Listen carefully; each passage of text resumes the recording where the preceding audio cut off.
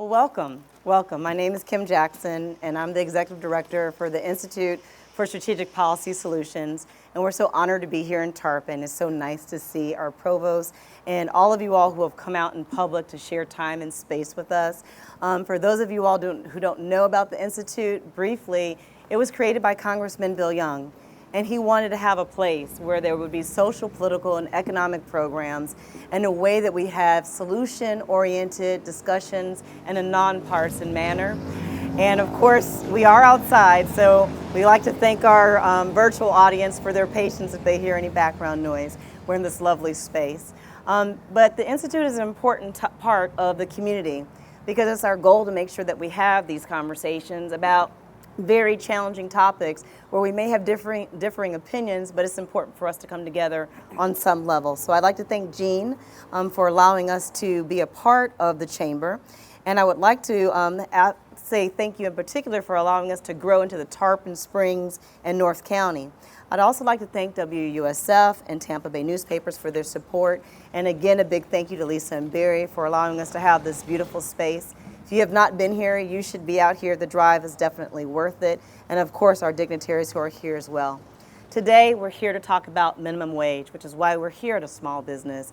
You could argue that Pinellas County is a huge part of the small business mecca and that people are coming in droves from all around the country, specifically for our beautiful small businesses.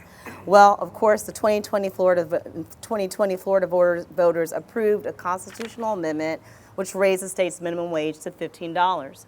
And they've done it in a way that it stair steps. It's over the next 6 years, it will increase by $1. It was $8.65, and now it's $10. So in 2026, it will be $15. And business owners and employees and the workforce feel very differently about that.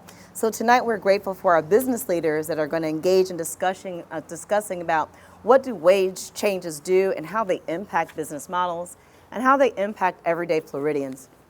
I'm here with one of our collaborators tonight. His name is Vinny Taforo. He is a visionary thinker, he's a writer, he's an entrepreneur, he's a communications theorist and an economist, and he's the author of 2 books, Corporate Empathy and Unlocking the Labor Cage. He is a pioneering advocate for the 21st century economy that is disrupting society's most rigid institutions and beliefs. I'm also here with Dan Jenkins, who is the owner of 2 very successful restaurants, Tarpon Tavern and The Bistro, formerly the Tuscan Sun Italian Bistro. And his background is in corporate marketing, where he's a senior vice president of client service and analytics for a major marketing company in the New York City metro area. In addition, he worked as a senior vice president of operations, traveling the U.S. on a variety of customer projects. And I'm here with Todd Unbehagen, that I've practiced that. He's a CPA. He owns and operates an accounting and tax firm that has been in existence since 1992 in Tarpon Springs in Tampa, Florida, and holds various licenses, and his firm is the largest in the nation in the over 400 franchise network of accounting firms, Paget. His firm specializes in small businesses and individuals. And finally, rounding out our panel, we have Barry Rubin, who is the president of the Treasure Island and Madeira Beach Chamber of Commerce, and the past president of the Gulfport Chamber of Commerce. And I would be remiss if I did not say thank you as well for allowing us to join and be a part of your wonderful chamber. Barry also founded and is the director and CEO of Direct HR, a company that began in 1996 that levels the playing field for small business owners by offering payroll services, monitoring compliance issues, handling workers' compensation and group benefits, even overseeing time clock systems. So that's a lot. I always say that's a lot, but it's very important that we always shine light on what our panelists, what the expertise they bring to the table. So with this, we're going to get started about a conversation about something we may not all agree about, but something that's going to happen nonetheless because the voters decided that would happen. So my first question is to the panelists, and that is just simply, how did this constitutional amendment that increased minimum wage over the scaled effect, how is it going to impact you? And we can just start and just come straight down. This is the one area where I've got a little bit more than I think the rest of the areas, so don't mind me for a moment. Go for it. Just want to expand a little bit. So one of the concepts is that it will reduce reliance and costs on SNAP and Medicaid people to provide food and health care to families. That causes families to work more by making more, reducing the reliance on government subsidies for example. There was a study recently in 2014 at California, Berkeley, where an economist, Rachel West, found a proposal, if they raised a minimum wage to $10.10, that would reduce SNAP enrollments by 3.1 to 3.6 million people, resulting in an annual decrease in the program by $4.6 billion. She updated it then in 15 and went up to $12 an hour, and that reduced the fall of SNAP programs by $5.3 billion, saving taxpayers, which ultimately I'm interested in as a tax accountant, by more than 7% in overall SNAP expenditures. She also found that the savings would total about $52.7 billion over the next 10 years to those programs. And the study that estimated this found that U.S. taxpayers foot the bill for about $152.8 billion in government assistance programs for low-wage workers each year, in lieu of the employers paying adequate living wages and benefits. Somebody's going to have to pay for this ultimately, right? So it's either government from taxpayer dollars to fund the subsidies, and for example, SNAP, or individuals are going to pay for it when the cost of goods goes up due to inflationary pressures from the cost of labor increasing. So just to break out those two and delineate them briefly, the market's already priced in the value for services and products, whether it's labor and the cost just through the market itself. Too much government interaction may change the price of goods, causing further long-term unintended consequences. The good news is that good families have opportunities to provide more for their families through work rather than waiting for government subsidies, which could be a plus. It's a great concept that I do agree with. However, employers will ultimately find, which they are, technological advantages, which studies from the 70s, 80s, and 90s did not really reflect because the technological advantages weren't there, whereas when they would increase the wages, they found that there weren't much layoffs or anything like that comparatively. But nowadays, basically you can find that you go to a grocery store and now there's self-checkouts, for example, where there's 4 of them for one person that's manning that area through labor. Wages go up. Obviously, the businesses are going to find ways to make the same amount of profit because that's what they do as entrepreneurs, as business owners.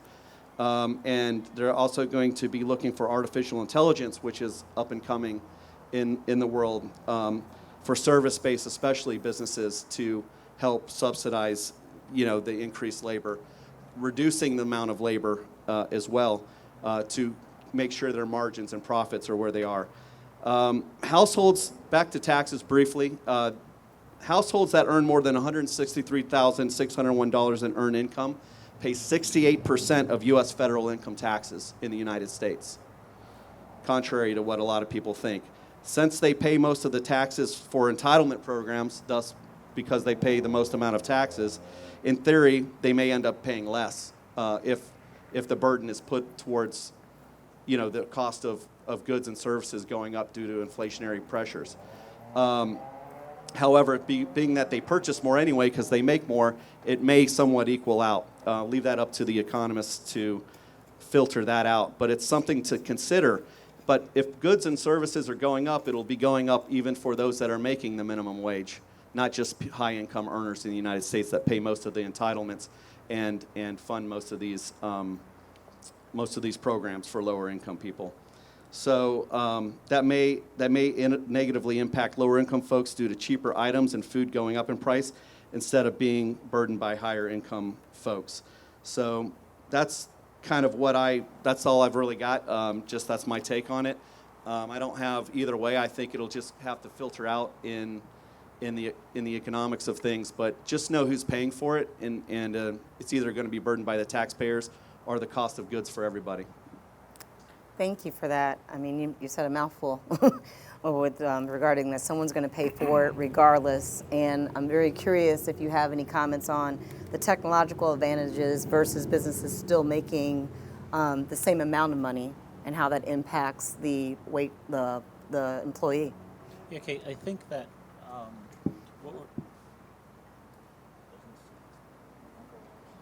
Thank you. right now with the wage going from mid-8s to $10. We're not really seeing it, but I predict that probably over the next 5 years or so, you're going to see an impact much more considerably, because I think inflation, or what restaurants or businesses can really charge, is going to be outpaced by how much the hourly wage might be increasing up to $15. So I predict that it's going to be harder and harder over the years. It's not as difficult right now. It can be absorbed. You can take some price increases, but that labor increase is going to outpace maybe what we could charge. I think, though, what Todd was saying also, that you might be seeing in the Targets of the world or the Publix of the world, more businesses, and a lot of them now are driven by the larger chains, but I'm looking at this as well, is what can technology help with us? And it's not where I certainly, from a business standpoint, always wanted to pay as much as we could, but at the same time, people will only pay so much for your goods or your services. Right. So you have to look at technology for that. We also, as a company, never want to cut corners on quality. So, but I know that other businesses will be forced to consider, as this wage increases, is how can we outsource? Can we have, for example, I know there's some businesses that will pay for slicing and dicing of tomatoes and onions and lettuce and make your burger patties. We do all of that custom right now. We have a lot of people that work in our prep hours for that. I think businesses will be forced to weigh those trade-offs over the years. Right now, there's not as big of an impact here, but I don't know how long that's sustainable for many. Oh, my husband's a small business owner, and he's a dentist, and so I certainly understand that it hits all areas of industries, and not just traditional goods and services, but professional services as well.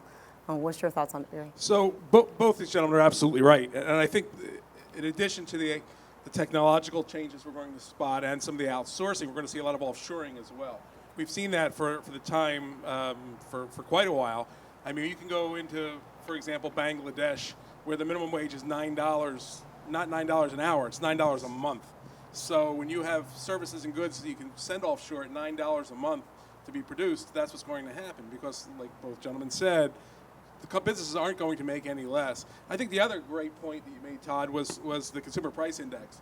That has a lot to do with what we're seeing in this, because as the consumer price index continues to elevate and prices come up, that really they need to stay in line, and that has never happened in the past. So as our economist down at the end of the table will tell us, I mean, so just to give you a brief history, wage an hour started in 1938, okay? It was 25 cents an hour in 1938, and at that time, the consumer price index was at 17. So today we're at $10 an hour, this is many, many years later, and the consumer price index is at 260. So the cost to buy something greatly exceeds the raise in minimum wage. The $9.75 change to minimum wage is nowhere near enough to feed the 200 some odd addition to the consumer price index. We would need somewhere in the $20 to $25 an hour range to even begin to make that number match. And that's just going to squeeze out more in the middle, and that's where we're going to see a lot of issue in that respect. So besides the outsourcing and the offshoring and the we're going to need to look at that consumer price index and somehow figure out how to keep that inflation at bay. Wouldn't you agree? That's why I'm the moderator today. Thank you. Yeah, okay, I think you're right. Yeah, no, I would agree. We've got, it would have to be a much higher minimum wage to get to where we started off. I mean, that's part of, I think, why these initiatives happen, is because people want to do something. And this, constitutional amendments historically have been a reaction to things not happening, and the voters decide we're going to make something happen. What I'd like to ask about today is within your businesses, what is staffing like right now? Is it hard to hire? If it is, what are you hearing from your employees as to why? And how are you overcoming the challenges? So representing hundreds of small businesses and in my own business, labor is tough just about everywhere. From a standpoint of finding labor, that, with the subsidies and everything that came out through COVID, in certain industries with lower income staff, a lot of them retooled when they had to stay at home. For example, in the restaurant industry, I don't want to speak for Dan, but that was an area where a lot of people might stay home and have gotten like a real estate license or gone into another aspect of business, and then it's hard for them to come back to the industry. And that's true also in a lot of other areas. They just figured out, what else they wanted to do with their lives. And in general, they're already starting to ask in the professional areas for more income than ever, because the supply, I think, isn't as great. And I'm speaking specifically maybe in accounting and certain legal areas for whatever reasons. The younger generations are just looking for, which has really nothing to do with minimum wage. They're looking for different higher jobs out rather than earning it over time as much. People are just looking a lot more for a new job or a new way out. They had more time to sit at home and think about that, I think, in professional industries. Also, back to artificial intelligence. Keep in mind, with blockchain technology and other things in the accounting profession, I'll just pick on that. Basically, the way things work is that, with technology, a lot of the routine tasks that were being done can now be done via computers. Audits can be done through testing information through a financial system, through blockchain in the future. So artificial intelligence will find a way to drive down labor in professional, not just restaurants and other places as well. So that'll continue to happen regardless. Yeah, thank you. It's a good question. And finally, we're seeing for about the past month, we're finally at full staffing. And that was the first time since pre-COVID. COVID, more than the increase in minimum wage, really made it quite difficult to get the staffing.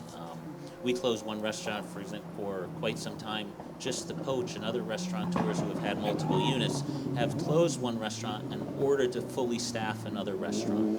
And I think exactly what Todd was saying is that a lot of people during the 6-week closure for restaurants, or the time that they were off or collecting unemployment, where the unemployment actually potentially exceeded what they were making as an hourly wage at that time, there was a disincentive for people to work.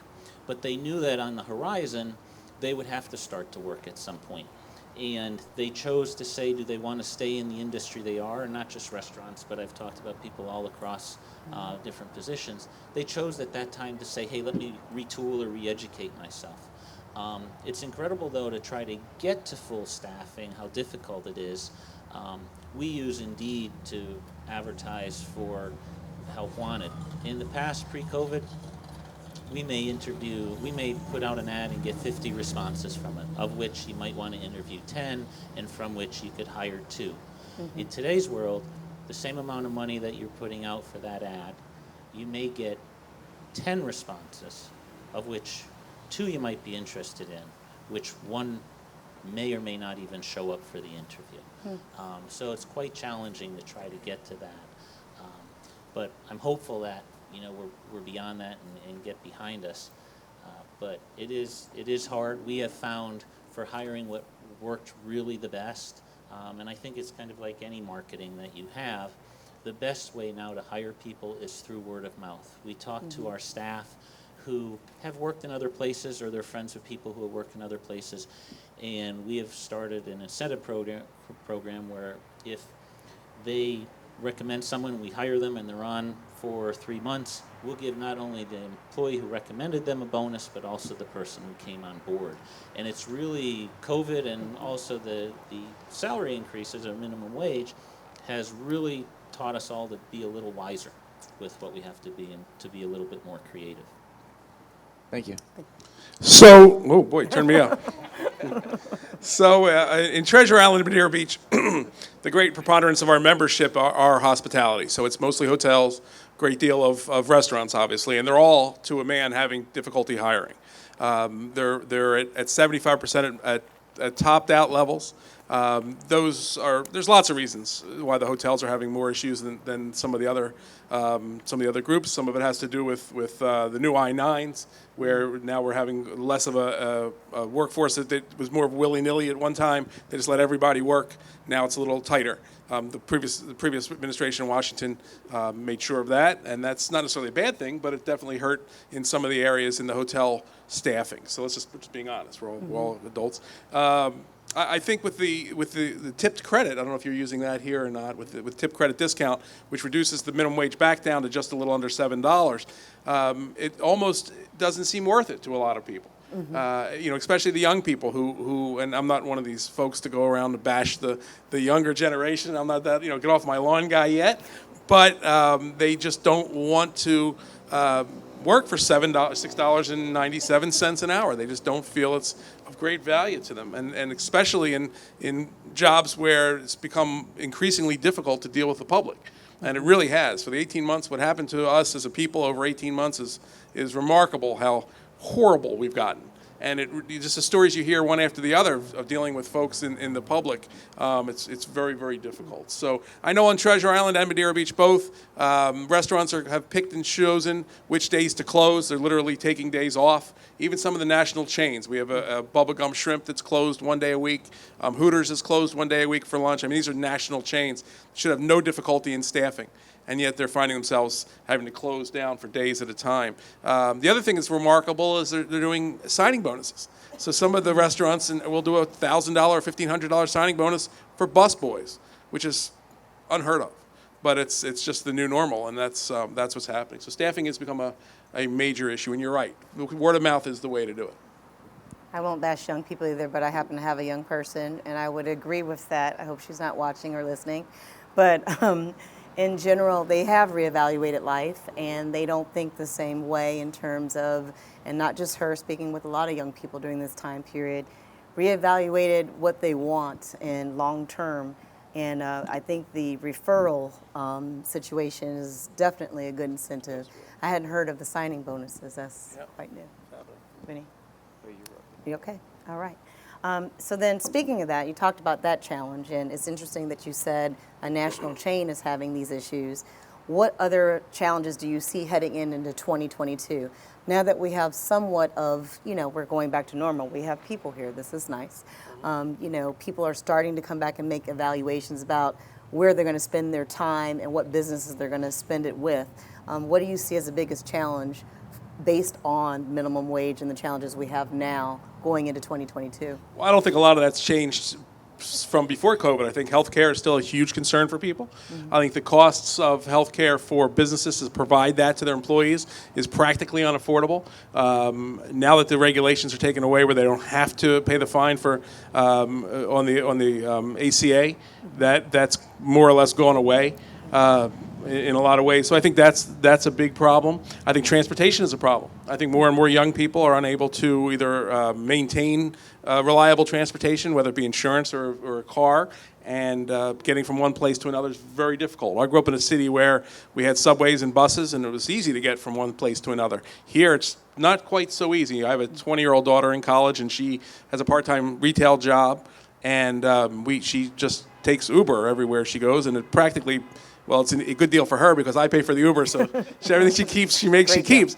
But she was, when I asked her how she was going to get to work, she said she was going to take the bus, and the bus is in a very undesirable part of St. Petersburg. We live downtown St. Petersburg, and I didn't feel comfortable with her doing that, and I said, no, you're going to take Uber or one or the other. But so in that respect, it's difficult. If she didn't have that option, she would have to make the decision of coming home late into a not so safe part of the world. So I think transportation and healthcare, in my opinion, are the two biggest issues right now facing the younger workforce.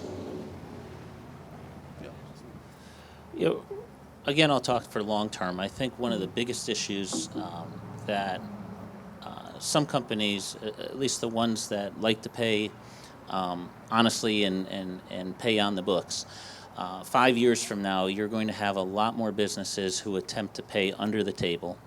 And it's a challenge for those who try to do the right thing. For example, there's businesses in town that look for employees like I do. We're up against hiring them, and we pay a very competitive wage. But they may go to another restaurant, and when we ask why, it's because the lack of enforcement by the government. It's great to have these laws put in place, but if they're not enforcing what's going on, for example, another business may pay $40 on the books, but they'll say, hey, but you can work for as many hours as you want off the books and I'll pay you cash, but I'm not going to pay you time and a half, Right. whereas I want to pay time and a half and I'll do the right thing. As that wage increases, there's going to be more and more pressure on businesses to say, let's try to do something dishonest. So what we need to do is make sure that the law isn't just put in place, but enforcement is put in place too over the next couple of years, just to keep the honest people who want to do the right thing doing the right thing. So I think that's the challenge. It's interesting that you brought that up, because in my research and preparing for tonight, I did talk to some business owners that were honest about that and the strain that it might put on them moving forward. We'll get into some questions about those later, but also businesses that rely on loans, businesses that rely on government contracts. These businesses are very honest about the crunch that ultimately it might create. Todd. One thing I just thought of when Dan brought that up is a lot of my clients obviously have employees, obviously, and there's always a conversation of, should I make my employee an employee or independent contractor, right? And in a recent article in Fortune magazine, not too recent, maybe a couple years ago, they predicted, well, right now about 20% of the labor force is independent contractor, and they predicted by 2028 that that over 50 to 60% of the labor force in the United States will be independent contractors, and that's coming up in the next 5 or 6 years. Does that make it right? Like, for example, the IRS would have a problem with that because it's based upon behavioral and financial control. If the IRS gets involved with that, and then unemployment gets involved with that, and workers' comp would get involved with that decision. But more and more small businesses, I think, are trying to push that envelope. Even big corporations, some, for example, just back in college, we did a little review in business law where FedEx pays their people as independent contractors and UPS pays them as employees. And FedEx burdens the legal bills for that, and bigger companies might do that, but it's still cheaper than paying people on payroll. So there's going to be the small business side of things that are going to be thought of and risk taken by small businesses, like what Dan's saying, incorrectly paying people under the table, even though it's not right. But the enforcement's going to have to ramp up in government, whether it be the IRS or other labor law type, like workers' comp or unemployment, to go after that. So there's going to be a lot more unfortunate risks taken by small businesses. And the risk they're taking with that is not necessarily limited to just the Department of Labor and the IRS and unemployment. They also forfeit quite a bit of assistances. So over the pandemic with the PPP and the LDI loans, we would have clients come to us and members come to us, and they would be in a position where they had 8 or 9 employees, quote unquote employees, who they were paying as independent contractors, and they would try to apply for these subsidies and these grants and loans, and they wouldn't qualify. Right. And we would tell them flat out, well, if you hadn't filed a 941, which is what you would file for an employee, then you have no right to that money, and the government's not going to give it to you. So they would have, great consternation about that, and I don't blame them, because they left a lot of money on the table. There's also so many other issues that come when you're not honest with how you classify your employees, and they're going to get you, whether it be today, tomorrow, or the next day. And when they do, it's going to be very, very expensive. So I know it's tempting, but I would not recommend that under any circumstance. Yeah, we never recommend that. I mean, when in doubt, they're an employee, and we go through the 20 points of common law that the IRS provides and the SS8 forms, and go through that with the client.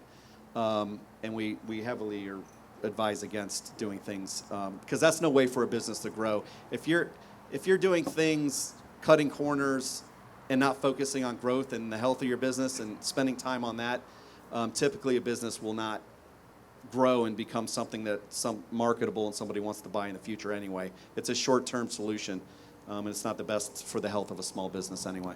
And your employee at that point becomes a partner, because he's got something really on you. So you could never really terminate the relationship with that employee, because at any time they just simply contact the Department of Labor, and the Department of Labor attorneys will take it from there. And now you're fighting a legal battle against the United States government, and they have more lawyers and more resources than practically everybody here. I'd assume almost everybody here. And there's you're just not going to win. So that's not a cautionary tale. It's just fact. They're going to if that employee gets aggravated or upset, or any little thing sets him off, or her, you're going to have a real problem on your hands. Well, thank you for that. And I think expanding on the loan question, many minority businesses are having issues obtaining loans, and some business owners have explained that balancing minimum wage along with obtaining loans has made it difficult for them to keep afloat and pay employees until they get larger contracts.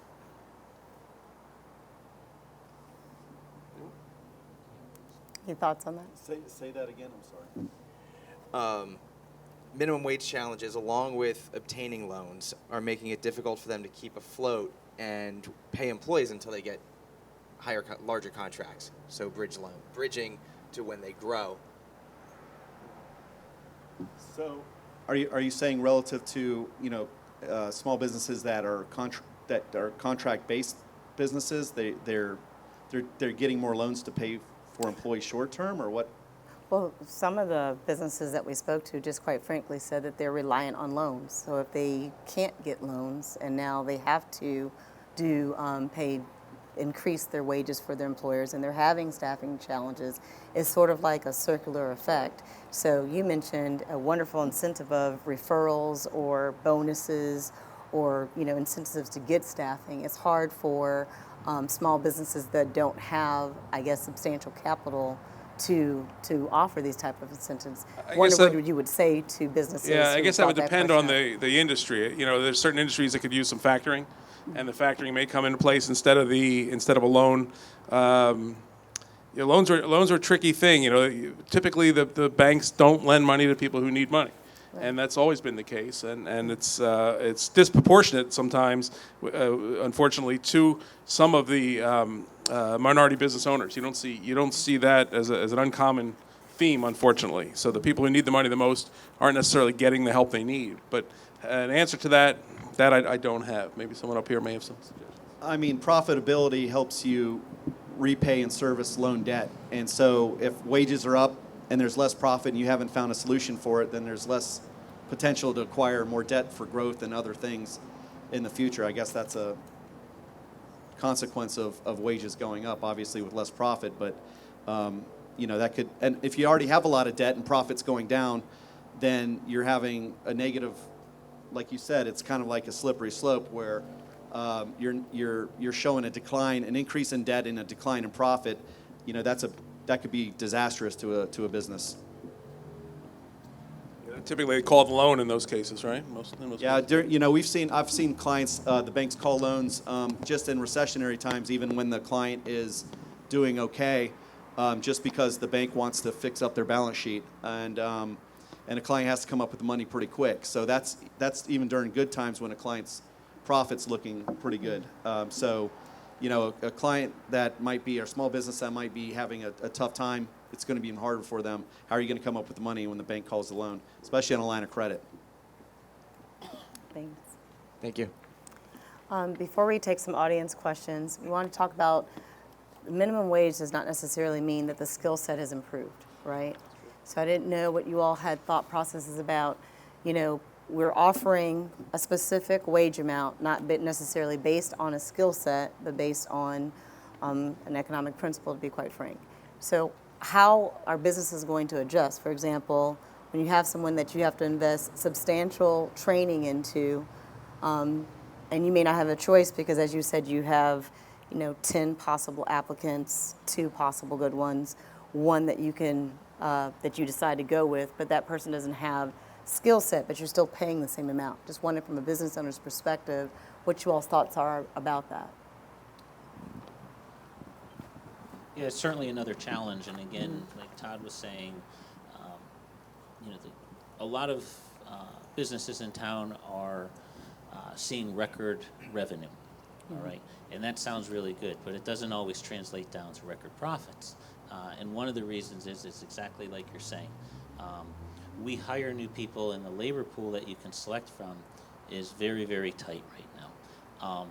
And what we have seen personally is that, record revenue, but also our product costs are extremely high, and our labor costs have gone up in many of our areas 25 to 30% since pre-COVID versus post-COVID.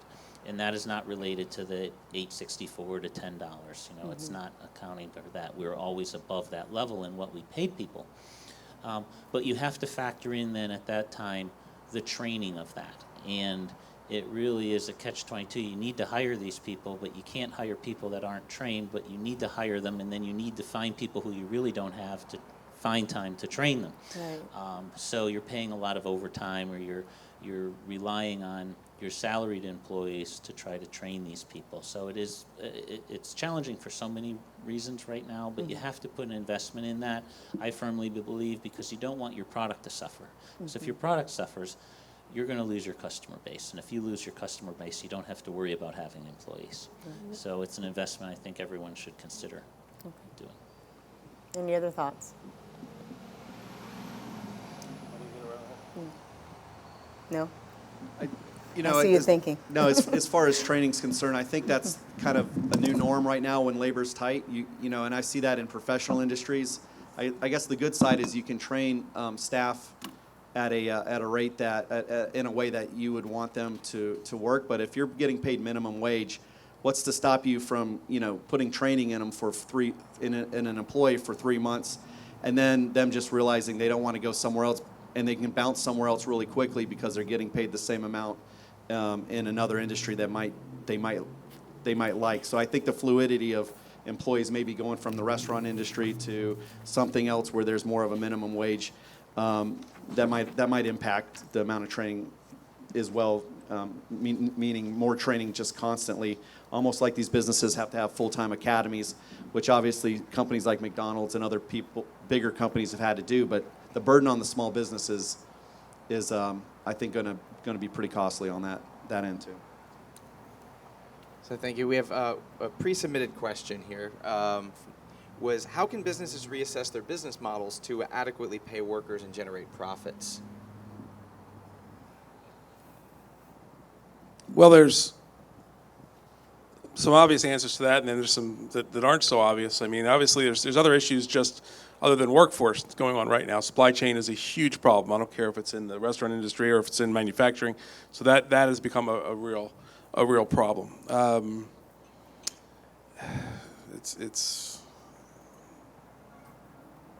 That's where we're at with that. There's other avenues they're going to need to investigate to circumvent that. There's not going to be anything you're going to be able to do about the minimum wage. It's here. I mean, it's coming. It's here. I mean, in 2026, September 30th of 2026, Florida overtime is going to be $22.50 an hour. That's for somebody putting produce in a Publix, produce area. Somebody with very little skill. Somebody digging holes, picking up trash. So that's $22.50 an hour overtime. We just talked about overtime a minute ago. So there's going to need to be a way to stop overtime, unapproved overtime. Supply chain's another huge problem because that just has people waiting for things. There's factories that are full of employees being paid a rate right now with no supply, and they have nothing to manufacture because they're sending people home, and so there's lots of other areas and that we have to look at to fix first. We've got ourselves in a real mess. A business owner's incentive is for profit. So the way you generate profit is increase revenue or decrease costs or both, or a combination of both, right? So, the effect's going to be increased prices, or, when a client comes in, how can, I'm not making as much profit. What do I need to do? We evaluate their profit and loss statement, go out through every cost, analyze it, and that's where all the things we've already talked about comes into play, whether it's offshoring labor or artificial intelligence or coming up with a software program that replaces that, or a technology or process improvement within the labor force that reduces labor, maybe effective systems, continuous improvement system concepts for a small business. But regardless, it's to drive costs down, and one of the biggest cost burdens to small businesses is labor, so we start there. And then we look at the other major costs in a business and we go there, and then we keep going down until we're hitting some of the smaller cost elements, but labor is definitely a larger cost element. So that essentially is the effect. And then back to Dan's point, you can only raise prices so much, until somebody, a McDonald's, a hamburger at McDonald's, for example, just to pick on them again, isn't going to be $50 anytime soon because you're just not going to go eat there. But going up incrementally, heating it up slowly over time, that's what you're going to see. You're going to see a combination of both things. Not only prices increasing, but also costs going down because, again, the entrepreneur's goal is to generate profit, as it should be in a free market economy. I'll just add, too, in addition to what we're talking about, AI or introducing more technology into the business place or trying to outsource for some of those roles that are normally taking place at your business. We're also trying to be more creative and to say, okay, we understand a lot of people have limited wallet, but how can we not just focus on raising prices for the same product? How can we say there's a lot of value, all right, in this product? And how can we say, instead of just offering something like McDonald's does and say, okay, it's a $1.89 burger or whatever they charge now, how can we give our customers something really, really good or something really, really unique that they're going to want to come back to this and pay that extra $1 or $2 or $3 more for that product than what we're replacing it with. And there is the margin that we're kind of losing on other products because labor is increasing or product costs are increasing. So a short note to the audience, if you all have any questions, the technological challenges that I mentioned are occurring, so you can't text us, but you can stand up because we're all here and it's close if you have a question, and we will repeat the question if you have a question. But in the interim, while you all are thinking about that and we're coming to the end, I want to say, of course, I'm very proud to work at St. Petersburg College, where we have a bunch of young people that we are preparing for you all's life. And we try to train them and discuss with them the importance of having real-world experience. Of course, that's what St. Petersburg College does best. What do you all say to our young entrepreneurs who are trying to be you 10 years down the road about what they're about to enter into with this new landscape? That's a very good question. So the advice I would have would be to just become as knowledgeable in all areas as you can. There's nothing's going to be the way it was. And it's the more you can learn about every aspect of what you want to work in, the more become an expert on what you want to work in, what area that is. I don't care what area it is, as long as it's an area. That's what's going to benefit them down the line. So I can't imagine anybody graduating this year from St. Pete College or any college that will be doing the same thing in the same role 5 years from now, or 10 years from now, or even maybe less than that. So they may be in the same career. They may be an attorney, or they may be a journalist, or they may be a dentist, or they may be whatever they are, but things are going to change dramatically for the way they're doing it, because we've done that in the last 5 years. And it becomes faster every 5. So I think they need to really become a master at what they do and just never stop learning, because it's never going to stay still. So that's my thought.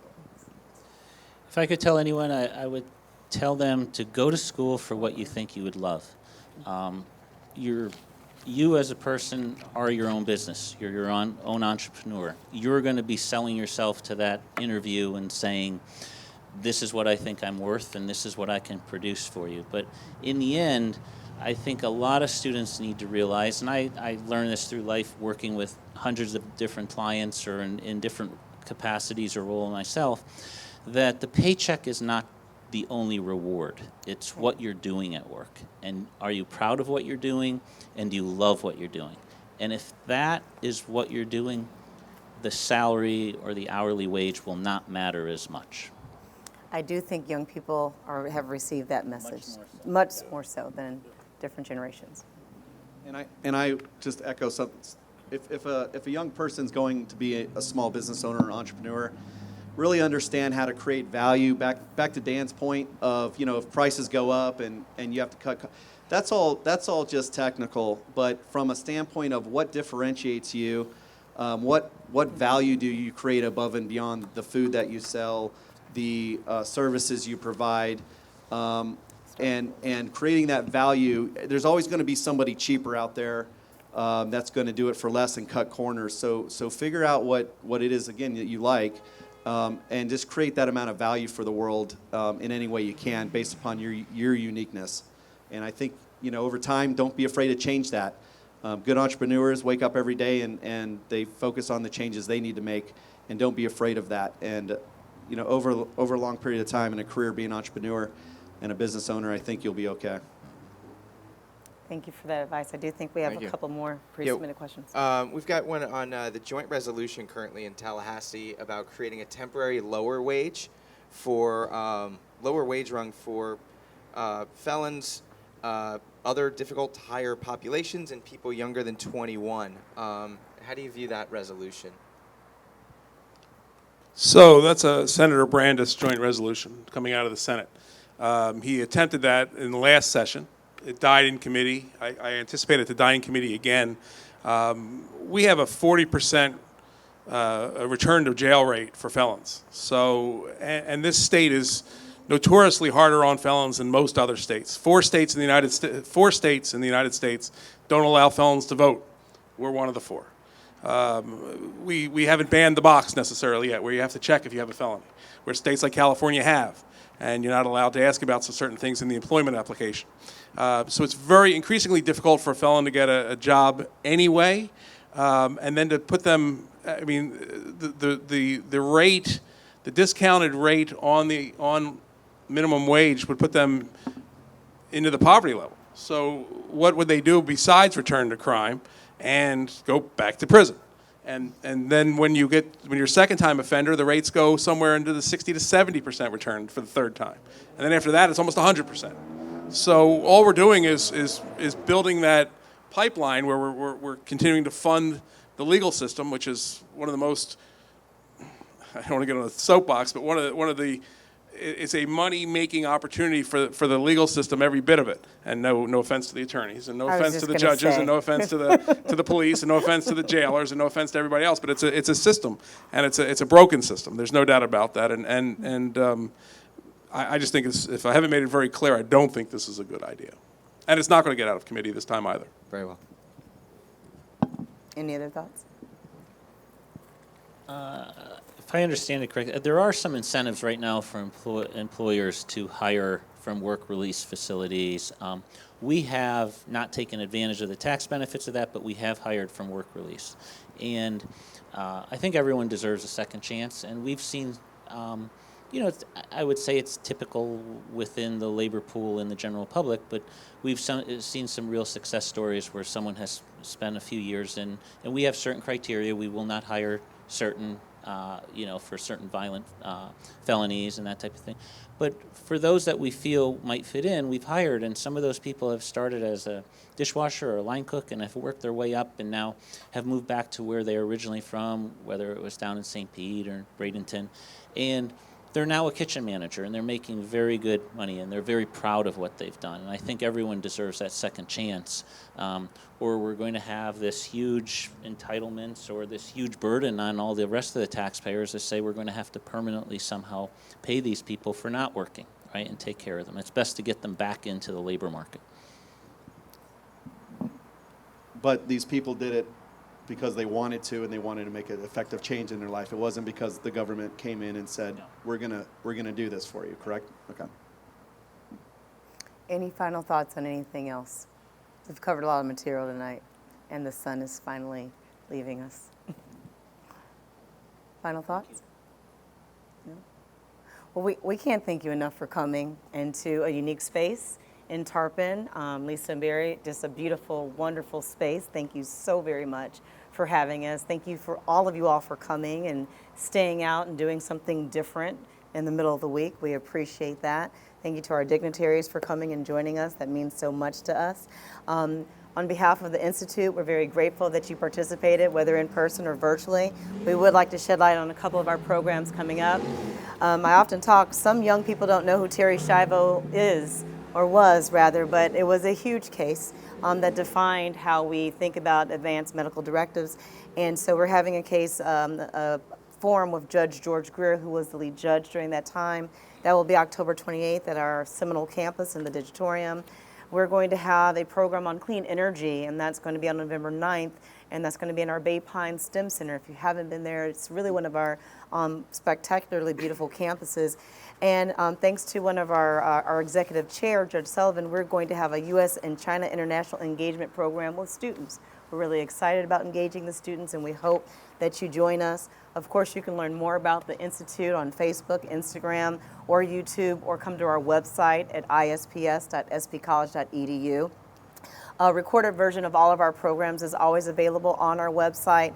But again, the importance of these conversations is to come together and have a discussion, and we're honored to be the forum for that. We thank Vinny for joining us for this collaboration, and we thank you, gentlemen, for taking your time to really answer difficult questions and to support our community with what you do. Businesses are the are the heartbeat of our community, and it's evident throughout Pinellas County that the entrepreneurs are the reason why we're having geographic shifts. So thank you on behalf of ISPS. Good night.